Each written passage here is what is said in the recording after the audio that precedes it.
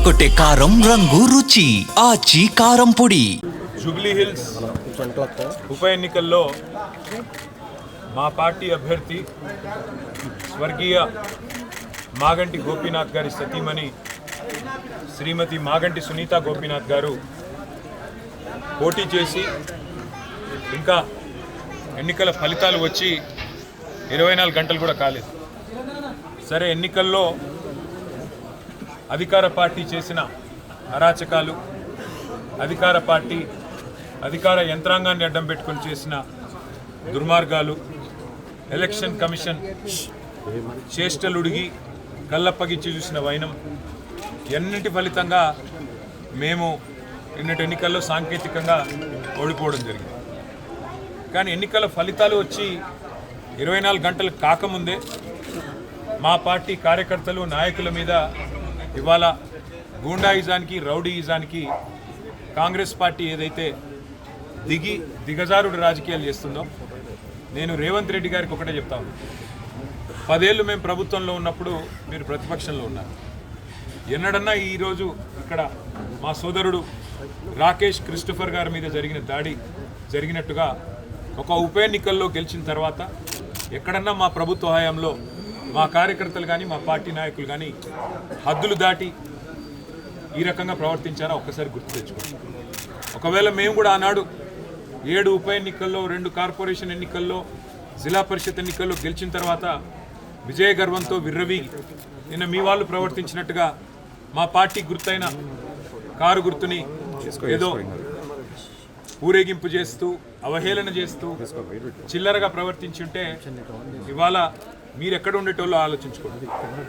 సోదరుడు రాకేష్ క్రిస్టోఫర్ గారి మీద, ఒక క్రిస్టియన్ మైనారిటీ కమ్యూనిటీకి సంబంధించిన సోదరుడు, ఆయన మీద రెహమత్ నగర్లో జరిగిన ఈ దాడిని నేను పూర్తిగా ఖండించడమే కాదు, ఆయనకి జరిగిన ఈ దాడికి బాధ్యత కూడా ఖచ్చితంగా కాంగ్రెస్ పార్టీయే వహించాల్సి ఉంటుంది. ఎన్నికల్లో కొన్ని ఎన్నికలు గెలుస్తాం, కొన్ని ఎన్నికలు ఓడిపోతాం.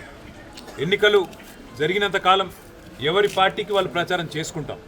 కానీ ఎన్నికలు అయిపోయిన తర్వాత కూడా ఈ రకంగా కక్షపూరితంగా వ్యవహారం చేస్తాం, ఈ రకంగా రాజకీయం చేస్తాం, రౌడీజం చేస్తామంటే తెలంగాణ ప్రజలు అన్నీ చూస్తున్నారు.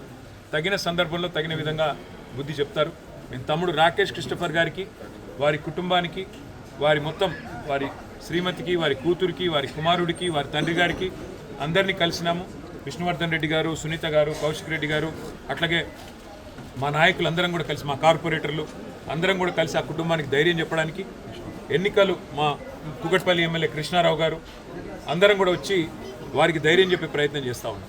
అట్లాగే నేను ఇంకొక మాట కూడా ఇస్తా ఉన్నా, ఎన్నికల ముందు చెప్పాను, మళ్ళీ చెప్తా ఉన్నా. జూబ్లీ హిల్స్ నియోజకవర్గంలో ఏ కార్యకర్తకి ఏం జరిగినా కంటికి రెప్పలాగా కాపాడుకునే బాధ్యత నాది, పార్టీది.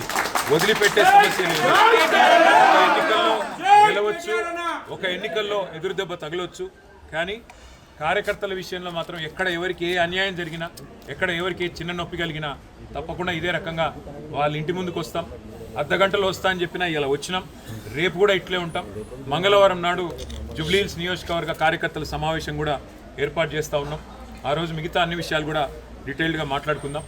కానీ ఖచ్చితంగా ఈరోజు జరిగిన ఈ దాడికి కాంగ్రెస్ బాధ్యత తీసుకోవాలి. మరి కాంగ్రెస్ పార్టీగా ముఖ్యమంత్రి రేవంత్ రెడ్డి బాధ్యత తీసుకోవాలి. మీరు కనుక సంయమనంతో వ్యవహారం చేయకపోతే, విజయ గర్వంతో ఇట్లాగే విర్రవీగితే తప్పకుండా ప్రజలు బుద్ధి చెప్తారు, తప్పకుండా మేము కూడా బుద్ధి చెప్పాల్సిన పరిస్థితి వస్తుందని చెప్పి కూడా కాంగ్రెస్ నాయకులకు చెప్తూ, రాకేష్ క్రిస్టోఫర్ కానీ అట్లాగే జూబ్లీ హిల్స్ నియోజకవర్గంలో ఉన్న కష్టపడి పనిచేసిన కార్యకర్తలందరికీ శిరస్సు వంచి వారికి ధన్యవాదాలు. ఎందుకంటే గతంలో మాకు 80,000 ఓట్లు వస్తే ఇప్పుడు కూడా 75,000 ఓట్లు వచ్చినాయి. ఓట్లేం తగ్గలేదు, కేవలం 5,000. అది కూడా ఇన్ని రిగ్గింగులు, ఇన్ని గూండాగిరి, ఇన్ని దొంగ ఓట్లు, ఇన్ని పైసలు వంచి, చీరలు వంచి, కుక్కర్లు వంచి, ఇన్ని కథలు పడ్డాక ఆడికి కూడా 75,000 ఓట్లు మా అభ్యర్థికి వచ్చినాయి, మా పార్టీకి వచ్చినాయి. ఇదేమి స్వల్ప సంఖ్య కాదు. తప్పకుండా తిరిగి మళ్ళీ భవిష్యత్తులో కొడతాం. జూబ్లీ హిల్స్లో మళ్ళీ గులాబీ జెండా ఎగిరేస్తాం. Thank you.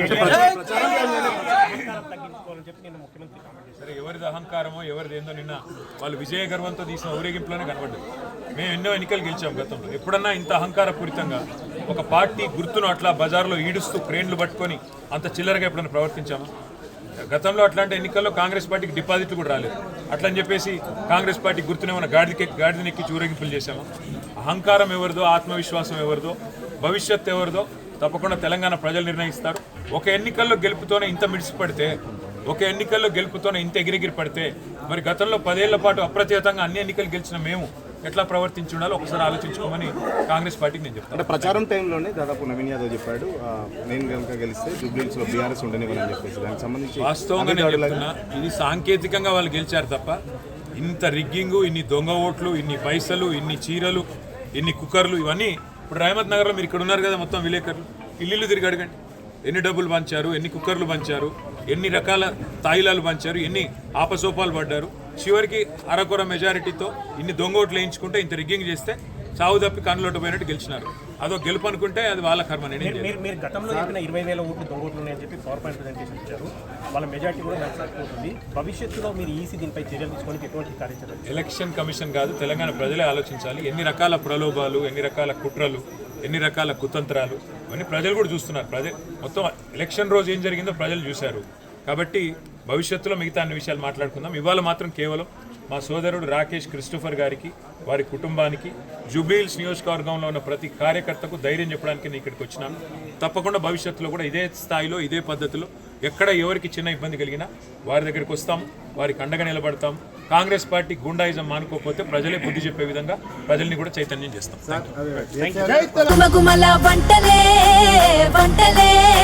తెరకొట్టే కారం రంగు రుచి ఆచి కారం పొడి.